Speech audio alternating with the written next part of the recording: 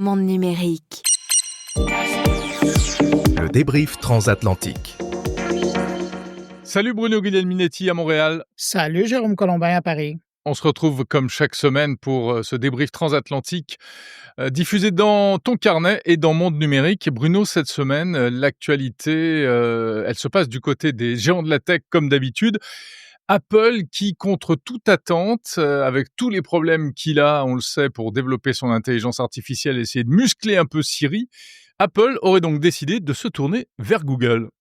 Ouais, exactement. Et là, force est à croire que c'est un peu un avis, une confirmation de son retard au niveau de l'intelligence artificielle. Et donc, après avoir rencontré des gens d'OpenAI, avec qui, bon, ils font déjà affaire pour Siri aujourd'hui, à rencontrer les gens d'Anthropic, à rencontrer des gens de d'autres boîtes. Maintenant, ce qui est confirmé, c'est qu'ils vont faire affaire avec Google et ils vont utiliser un modèle de Gemini qui a plus de 1,2 billion, et je le dis en français, en anglais, c'est trillion.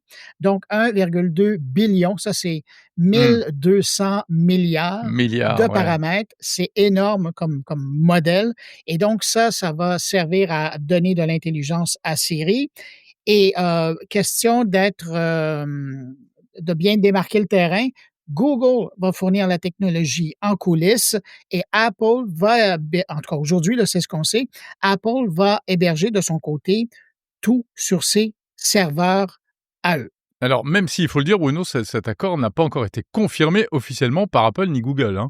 Mais c'est vrai qu'il y a des fuites assez crédibles qui laissent entendre que ce serait très engagé. Et en ce qui concerne ces serveurs, c'est-à-dire que ça permettrait à Apple de continuer, enfin de garantir ce à quoi ils sont très attachés, et ce qu'ils disent à chaque fois, la confidentialité des données, le fait que les datas des utilisateurs restent dans l'écosystème Apple. Oui, puis probablement aussi une qualité d'expérience client, pour reprendre l'expression, qui peut s'apparenter à celle que les utilisateurs de Pixel ont présentement, parce Mhm. qu'essentiellement, ça va être la même technologie qui va être embarquée. Alors, reste à voir comment Apple va la décliner. Mais je parlais tout à l'heure des paramètres. Si on parle du montant de l'entente, il n'y a rien de public, mais bon nombre de personnes qui suivent de très près cette discussion-là dit qu'on parle d'une entente d'environ 1 milliard de dollars par année que Apple va débourser de sa poche pour payer à Google pour pouvoir utiliser un modèle de Gemini. Les chiffres là, sont Les chiffres assez sont fous. extraordinaires. Ouais. Ouais. C'est rigolo parce que finalement, les rapports entre Apple et Google, c'est toujours un peu je t'aime moi non plus, parce qu'ils sont quand même concurrents, hein, par la Oui, force ben des oui. choses, sur les OS, hein, iOS d'un côté, Android de l'autre, etc. Et puis sur d'autres domaines. Et ils sont obligés de s'entendre, finalement. Oui, mais d'autant plus qu'on apprenait cette semaine que Google est en train, pour 2026, si je ne me trompe pas, peut-être 2027, Apple est en train de développer un ordinateur bas de gamme pour concurrencer les Chromebooks. Alors, t'imagines, d'un côté, tu as des gens Ouais. dans une direction sont en train de négocier des trucs pour travailler avec Google, puis de l'autre côté, tu as une autre division qui est en train de créer quelque chose pour essayer de leur rentrer dedans. C'est Et fascinant. il y avait déjà un partenariat très fort entre Google et Apple, et qui portait sur des centaines de millions de dollars Oui, ben, pour le moteur de recherche. pour le moteur de recherche, pour Ouais. que Google soit le moteur de recherche par défaut dans l'écosystème Apple.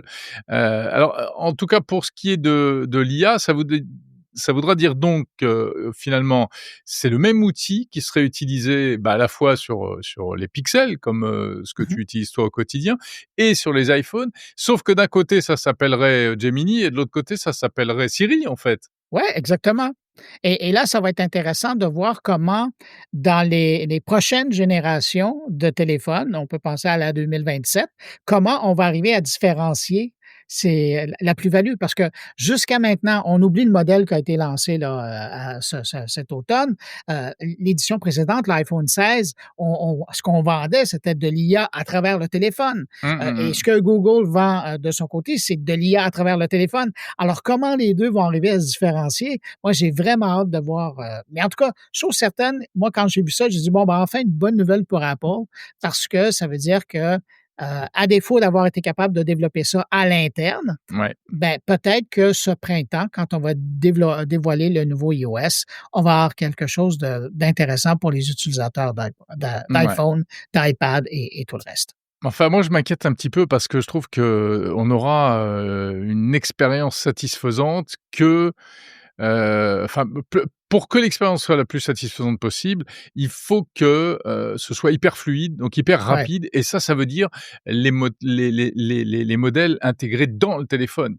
Parce oui, que s'il ouais, faut continuer à faire des requêtes sur des data centers, d'abord, c'est pas bon pour l'environnement, ça marche pas quand il y a pas de réseau et puis, ça crée de la latence, c'est que donc en fait, on perd un peu, hein, ouais. heu, et c Puis l'autre truc aussi, puis tu l'as dit, c'est de voir l'expérience que ça va donner et il faut développer la machine pour mmh, qu'elle soit capable de faire rouler ça, mais aussi, il faut s'assurer que le modèle qu'on développe soit capable de rouler. Tu sais, c'est 2 vases communicants, là. Il faut que le modèle soit bon pour le téléphone, que le téléphone soit capable de fonctionner ouais, avec ça, qu'on exactement. retouche toutes les applications pour s'assurer que c'est fluide, comme tu le dis. Puis ultimement, après, ben, on va voir qu'est-ce que ça va donner, mais ça, je trouve que c'était la belle nouvelle de la semaine. Ouais, ouais, c'est une grosse news. Ouais, C'est une grosse news et on il était temps pour Apple parce que ça pouvait ouais. plus durer, hein, avec ce Siri qui est en bout de course, qui est complètement essoufflé. Aujourd'hui, quand on peut utiliser ChatGPT via Siri, mais enfin c'est compliqué. Il faut lui dire, «Demande à ChatGPT», il va chercher la réponse et puis il termine toutes ses réponses par: «Attention, certaines informations peuvent être erronées» ou enfin ou un truc comme ça. Bon, donc il était temps pour Apple de passer à la vitesse supérieure. On sait qu'ils avaient, comme tu l'as rappelé, beaucoup hésité. On avait même parlé à un moment de Ah oui, Mistral, ouais, hein, ouais, ouais. de l'éventualité de l'adoption de la solution de Mistral. Mais Bon, cela étant dit, Jérôme, je veux quand même dire que et puis moi, c'est toujours le petit bémol que je mets, ça va être pour la première génération. Mais on s'entend qu'à la deuxième génération, mmh. donc là, on parle de 2027, là, ça sera vraiment bien, heu, intégré. Ouais, Alors, ils auront eu le heu, temps après je pense qu'ils vont le customiser. De toute façon, oui, ben, ce j'espère sera bien. pas du copier-coller, de Gemini et puis l'intérêt, c'est que ce soit intégré dans l'iPhone, hein, que ça puisse aller au fond des applications pour remonter les rendez-vous, les choses comme ça, des données personnelles, en fait. Ben, est-ce qu'il y a l'intérêt de fonctionner avec le Pixel, justement, parce qu'on a tout ça? Mais Ouais. la question que je me pose, est-ce qu'ils vont avoir le culot de encore appeler ça Apple Intelligence? Bah, ils vont pas appeler ça Google Intelligence quand même, hein. Non, je le sais, mais je ne sais Ça pas ferait s'ils vont des donner un ordres. autre nom. Bah, ce sera Siri, oui, enfin, ouais, ou Apple Intelligence, on verra. On verra bien. Bruno, autre chose, restons chez les géants de la tech. Alors là, c'est vraiment le choc des titans, avec une actualité cette semaine, du côté de la Chine, qui continue d'essayer de pousser, au maximum, sa souveraineté numérique et qui a donc pris une décision, très importante en matière de microprocesseurs, en matière de processeurs pour l'intelligence artificielle. Ouais, c'est le gouvernement qui, vient de franchir une nouvelle étape dans l'indépendance technologique de la Chine et donc, c'est Reuters qui nous a appris cette semaine que Pékin vient d'interdire l'utilisation des puces intelligentes, qui servent là à l'intelligence, artificielle, Mmh. et qui sont en provenance de l'étranger. Évidemment, principalement, on pense à NVIDIA des États-Unis, mais donc dans tous les centres de données financés par l'État et c'est une bonne majorité de ces Mmh. centres-là, donc la technologie étrangère n'est plus la bienvenue Waouh! et ça s'ajoute à, déjà des lignes qui avaient été lancées par, Pékin, qui disaient que la priorité devait aller au développement de puces, faites en Chine. Là, on pense à Huawei qui probablement mène le peloton chez les Chinois. Il y a Cambricon, il y a, Enflame aussi, qui sont 2 autres joueurs qui sont des producteurs de puces. Alors, j'ai hâte de voir ce que ça donne, mais évidemment, le grand perdant là-dedans, c'est NVIDIA qui C'est avait une bonne NVIDIA. partie du marché chinois et qui là se voit là, les portes fermées une après l'autre. Mais c'est incroyable cette nouvelle parce que, bon alors, après c'est ils récoltent ce qu'ils ont semé. Enfin c'est ce que Donald Trump a voulu Ben, faire, hein, exactement, exactement. finalement puisqu'il avait dit, «Il faut arrêter de vendre des puces, à la Chine». Les nouvelles puces, ouais. S ça leur donne trop d'avantages, concurrentiels, enfin en tout cas ça les renforce. Et il leur avait dit: «Attention, vous avez le droit de vendre les anciennes puces, mais pas les nouvelles quoi, les anciennes cartes, mais pas les plus récentes». Pendant un moment, la Chine s'en est satisfaite et là mais en fait, on le voyait arriver parce que la Chine procède toujours de cette manière-là. Ils ont, quand ils font le choix de développer eux-mêmes leur technologie, ils ont les moyens de le faire, ils s'y mettent à fond et ça marche et on l'a vu avec Huawei. Huawei qui a été privé, pareil sur décision de Donald Trump il y a plusieurs années, privé des solutions américaines, notamment Google, donc plus d'accès à l'App Store, au Google Store, plus d'accès à tout l'écosystème Ou Google. même, c'est ça, même à l'OS, ouais. Et qu'est-ce qu'ils ont fait? Ils ont développé un système parallèle. Au début, on a regardé ça en disant: «Ils y arriveront jamais» et voilà, ils y sont arrivés. Ils y sont Ouais. arrivés et donc ils vont faire la même chose. Et alors tu as vu cette réaction, de Jensen Huang, le patron de Nvidia qui dit: Qu'est-ce «Bon, qu'il bah, dit? écoutez», il dit: «C'est clair, la Chine va gagner la course à l'IA». Aïe, aïe, aïe. C'est-à-dire que enfin, voilà, i c'est une manière de dire à Donald Trump: «Bah, écoute mec, tu l'as cherché quoi». Heu, tu veux pas qu'on leur vende les puces? OK, et ben, écoute, voilà, ils vont faire et ils vont faire mieux et ils vont gagner. Aïe, aïe, aïe. Ça va pas ça va l'énerver, hein, Donald Ben, Trump, tout ça. ouais, puis de toute façon, pour Nvidia, c'est pas une bonne nouvelle non plus, là. Mais, ça marque, j'ai Ouais, enfin l'impression, Nvidia, ils ont des marchés mondiaux, oui, c'est je oui, comprends, mais le marché chinois est important pour eux, ouais, là. c'est bien Voilà. sûr, c'est sûr, ouais, C'est un bon ouais. client, mettons. Mmh. Et si on remet ça dans un contexte, géopolitique plus global, on sait que c'est tellement c'est peut-être le sujet du siècle, en fait, cette histoire-là. La rivalité entre les États-Unis et la Chine et spécifiquement sur l'intelligence artificielle, je pense qu'on est vraiment au cœur du 21e siècle avec ce Ouais, truc-là. ouais, tout à fait. Heu, Puis ce qui s'en vient après l'IA, ça va être l'ordinateur quantique. ouais, ouais, ouais, Ouais. ça Où sera peut-être là, le tu 22e vois siècle. On en ouais, parce que reparlera au 22e siècle, hein, toi et moi, quand on fera ah notre ouais, débrief de 2135. ou ça sera nos clones peut-être qui les Ce feront. sont nos clones qui parleront ensemble, ouais, ouais. Mais non, parce que c'est ça, quand je regarde, moi, c'est un secteur qui m'intéresse et je vois ça. Les États-Unis n'ont pas vraiment une énorme stratégie là, dans le domaine du quantique, alors que les Chinois, eux, ont déjà développé un réseau à l'intérieur du pays, là, un réseau d'ordinateurs quantiques Ouais. qui est fonctionnel. Il y a des liens entre ces ordinateurs-là. Ils se parlent. On est vraiment dans 2 mondes et Enfin, ils en sont pas fait, mauvais non plus les Américains. Il y a il y a Google, il y a IBM qui ont fait oui, enfin, en tout cas, ils ont fait des belles annonces, hein. Ils veulent oui. faire, montrer qu'ils sont dans la course quand même. Ah, ils sont dans la course, mais on Ouais sent pas et que le nous aussi les gouvernement Français, américain ouais, mais on sent nous pas que aussi le gouvernement américain est dans la course, tandis qu'en non, tu as Chine, raison, tu as on raison. sent que c'est le gouvernement qui pour eux, c'est une priorité. Oui, mais enfin, bah, en Chine, le gouvernement est partout de toute façon, donc Ah ben, oui. c'est clair aussi. Mais en Brune France, tu trouves que oui, vous allez bien?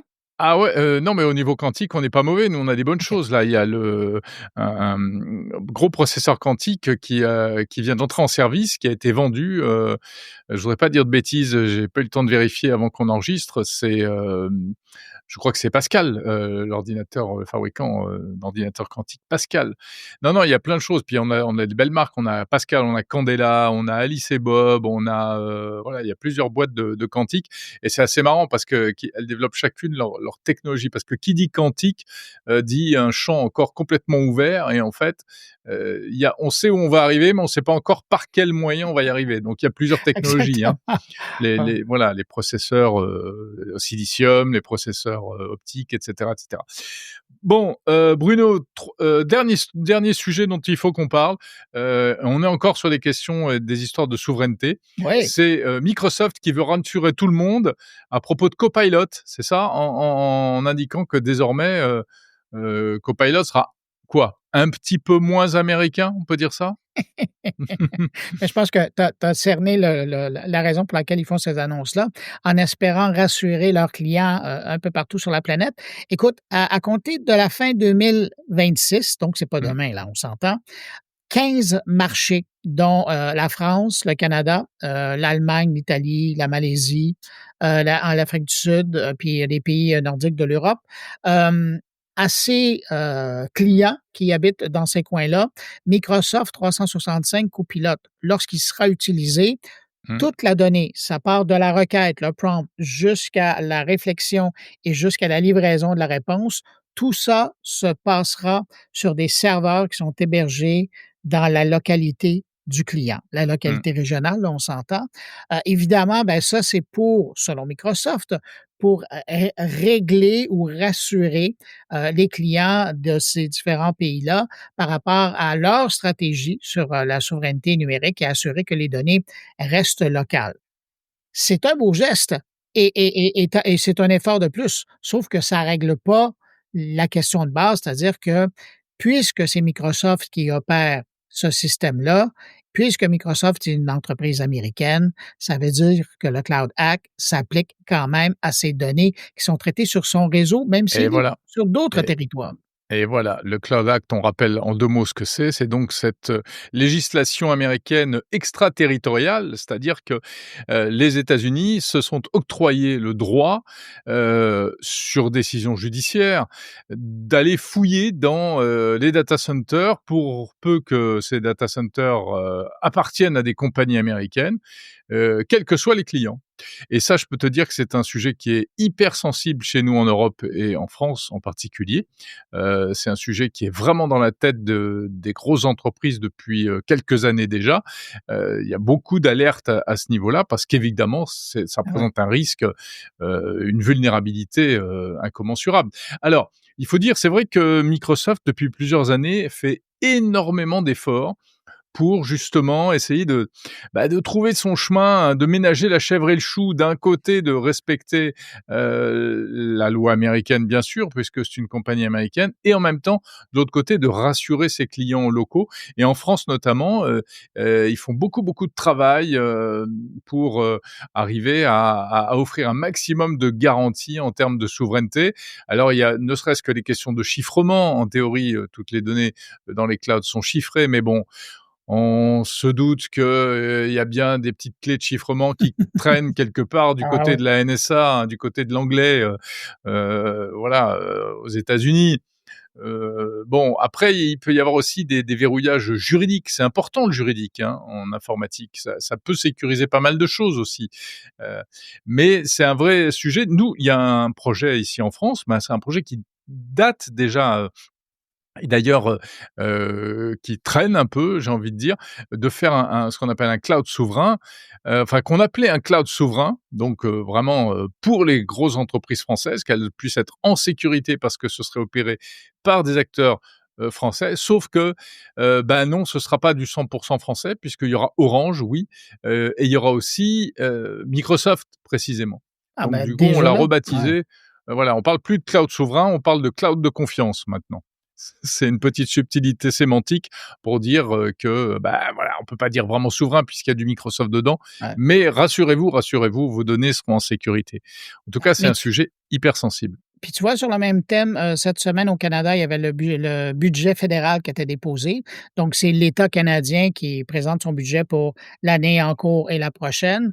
Et tu as 42 dans le contexte où on a un voisin un peu particulier avec, son président qui a des changements d'humeur assez fréquents.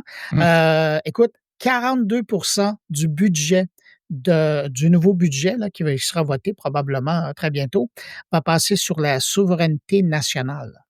Et Ah ouais, ça inclut les frontières, l'armée et le développement d'un info nuagique canadien avec des centres de données canadiens et ça va jusqu'à une IA canadienne. d'accord. OK. C'est fou. D'ailleurs, si le sujet vous intéresse, là, j'ai un article sur le budget, le nouveau budget canadien qui a été présenté sur, moncarnet.com. J'ai jamais vu un budget comme ça.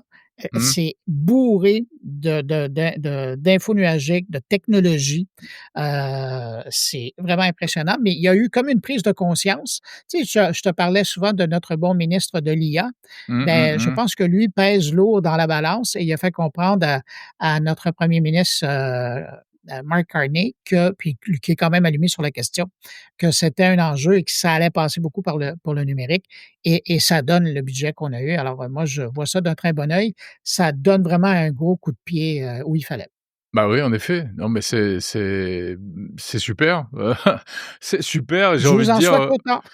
Ouais, bah, on n'en est pas vraiment là. Si, nous, il y a eu des annonces, il y a quelque temps, présidentielles, mais enfin, au niveau du budget, nous, on est en plein dedans aussi dans le budget, mais je peux te dire que le cloud et l'IA, mais alors tout le monde s'en fout.